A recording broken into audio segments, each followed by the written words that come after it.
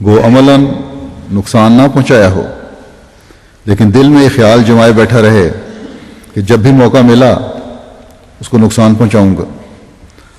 تو ایسے عمل پھر اللہ تعالیٰ کی ناراضگی کا موجب بنتے ہیں۔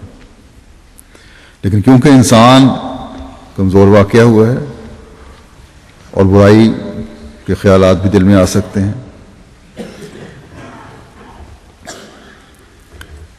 اس لیے اللہ تعالیٰ ہر عمل کو فوری پکڑ نہیں لیتا، لیکن اگر انسان نیت کرے کہ میں نے کرنا ہے تب پکڑ میں آتا ہے۔ اگر انسان ایسے برے خیالات کو کرنے کی نیت نہ کرے، ان پر عمل کرنے کی نیت نہ کرے اور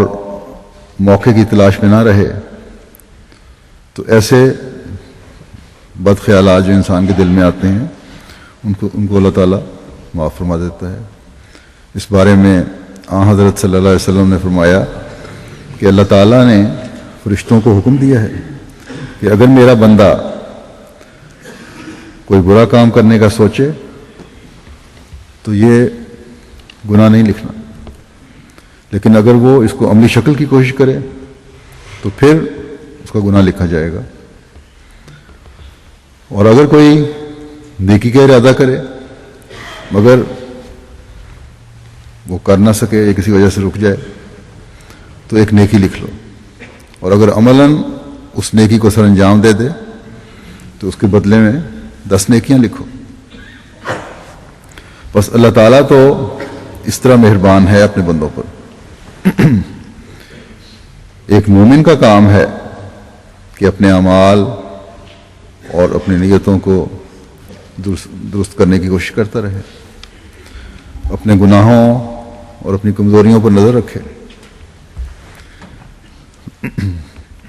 تاکہ اللہ تعالیٰ کی وسیع تر رحمت سے حصہ پائے اور عذاب سے بچے۔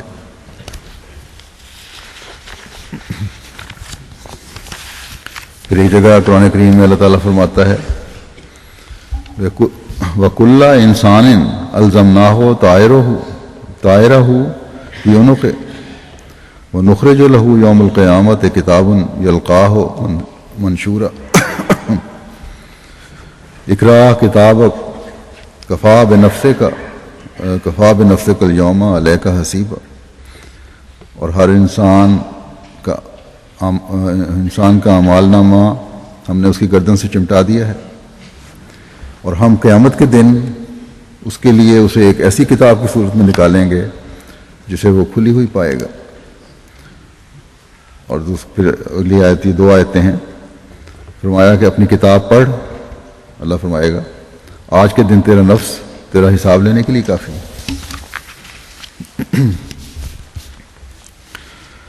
اللہ تعالیٰ نے یہاں پھر انسان کو متنبہ کیا کہ اپنے اعمال پر نظر رکھو، یہ نہ سمجھو کہ ایک عمل نیک یا بد تم نے جو بھی کیا ہے وہ بھولا بسرا چیز بن گئی ہے۔ ایک تو جیسا کہ پہلے ذکر ہو چکا ہے، اللہ تعالیٰ نے فرمایا کہ چاہے چھپاؤ یا ظاہر کرو اللہ تعالیٰ اس کا محاسبہ کرے گا جو بھی تمہارے دل میں ہے۔ یہاں مزید کھولا کہ چھپانے کا کیا سوال ہے، تمہارا ہر عمل تمہاری گردن کے ساتھ لٹکا دیا گیا ہے، ایک ڈائری ہے جو روز کی بن رہی ہے جس میں نیکیاں بھی لکھی جا رہی ہیں اور بدیاں بھی لکھی جا رہی ہیں، اور قیامت کے دن یہ کتاب کھل کر سامنے آ جائے گی۔ بعض دفعہ کیا بلکہ اکثر اوقات انسان اپنی برائیوں کو یاد نہیں رکھتا یا ان کو اتنی اہمیت ہی نہیں دیتا کہ وہ یاد رہیں، تو اللہ تعالیٰ فرماتا ہے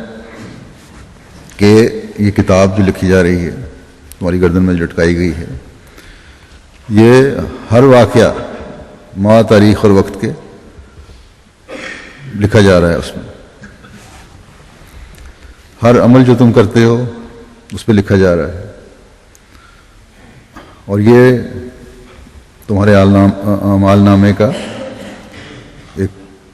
دائمی حصہ بن چکا ہے، اس سے چھٹکارا نہیں پایا جا سکتا۔ بس انسان کو ہوشیار رہنے کی ضرورت ہے، اور جیسا کہ پہلے ذکر ہو چکا ہے، چھوٹے سے چھوٹا عمل بھی لکھا ہوا سامنے ہوگا، اس لیے بجائے اس کے کہ مرنے کے بعد اعمال نامے کو انسان پڑھے اور پھر اگر برے اعمال ہیں تو خفت اٹھانی پڑے یا اللہ تعالیٰ کی سزا کا مستوجب بنے،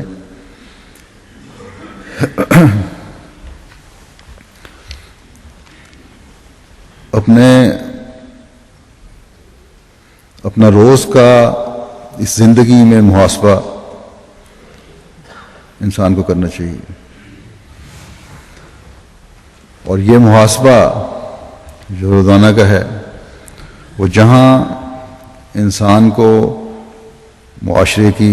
نظروں سے بچاتا ہے، بہت سارے کام انسان معاشرے میں کرتا ہے اور پھر لوگ اس پہ انگلیاں اٹھاتے ہیں، جہاں یہ محاسبہ ہر وقت انسان کو محتاط کرے گا اور لوگوں کی نظروں سے بھی انسان بچے گا، وہاں خدا تعالیٰ کی رضا کے حصول کا ذریعہ بھی بناتا ہے، اگر خود انسان اپنا محاسبہ کر رہا ہو۔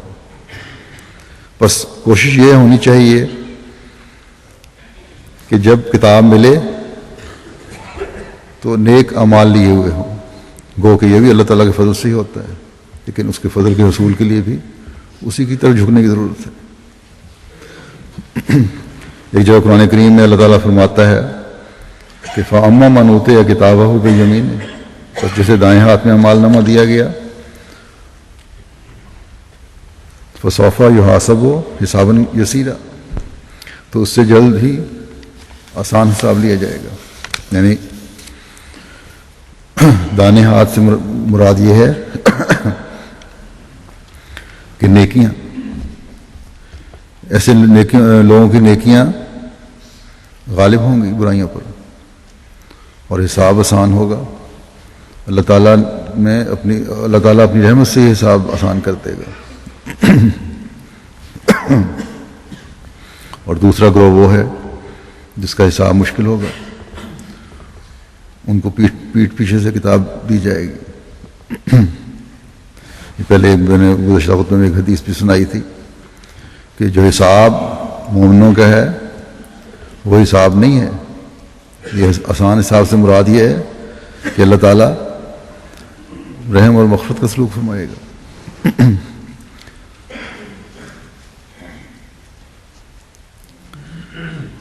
تو جن کو ایسا گروہ جن کو پیٹھ پیچھے سے کتاب دی جائے گی، اللہ تعالیٰ یہ کتاب دے کر انہیں فرمائے گا کہ یہ کتاب پڑھ، اور پھر محاسبہ کر اپنا، کیونکہ تیرا نفس خود ہی حساب کے لیے کافی ہے۔ بس جب اللہ تعالیٰ فرماتا ہے کہ فَيَغْفِرُ لِمَن يَشَاءُ وَيُعَذِّبُ مَن يَشَاءُ، کہ وہ جسے چاہے گا وہ بخش دے گا اور جسے چاہے گا سزا دے گا، تو کسی زبردستی کی وجہ سے نہیں ہے، بلکہ ہر انسان کو اس کی کتاب دے کر فرمائے گا کہ اقرا کتابک، کہ اپنی کتاب پڑھ، اور بد اعمال کرنے والوں کے نفس خود یہ گواہی دے رہے ہوں گے کہ ہاں ہمارے عمل ہی ایسے ہیں جو ہمیں سزا کا مستوجب بنا رہے ہیں۔ اللہ تعالیٰ کسی بے انصافی نہیں کرتا، وہ تو رائی کے دانے کے برابر بھی عمل کی جزا دیتا ہے، چھوٹے سے چھوٹے عمل کی بھی جزا دیتا ہے۔ ہاں کیونکہ وہ ہر چیز پر قادر ہے، اس لیے چاہے تو بخش بھی سکتا ہے۔ مسیح موعود علیہ الصلوۃ والسلام اس بارے میں فرماتے ہیں کہ قرآن شریف بار بار یہی فرماتا ہے کہ عالم آخرت کوئی نئی چیز نہیں ہے، بلکہ اس کے تمام نظارے اسی دنیا میں اسی دنیاوی زندگی کے اضلال و آثار ہیں، جیسا کہ وہ فرماتا ہے ہم نے اسی دنیا میں ہر شخص کے اعمال کا اثر اس کی گردن سے باندھ رکھا ہے، اور انہیں پوشیدہ اثروں کو ہم قیامت کے دن ظاہر کر دیں گے اور ایک کھلے کھلے اعمال نامے کی شکل پر دکھاویں گے۔ اس آیت میں جو طائر کا لفظ ہے تو واضح ہو کہ طائر اصل میں پرندے کو کہتے ہیں، پھر استعارے کے طور پر اس سے مراد عمل بھی لیا گیا ہے، کیونکہ ہر یک عمل نیک ہو یا بد ہو وہ وقوع کے بعد پرندے کی طرح پرواز کر جاتا ہے اور مشقت یا لذت اس کی کالعدم ہو جاتی ہے اور دل پر اس کی کثافت یا لطافت باقی رہ جاتی ہے۔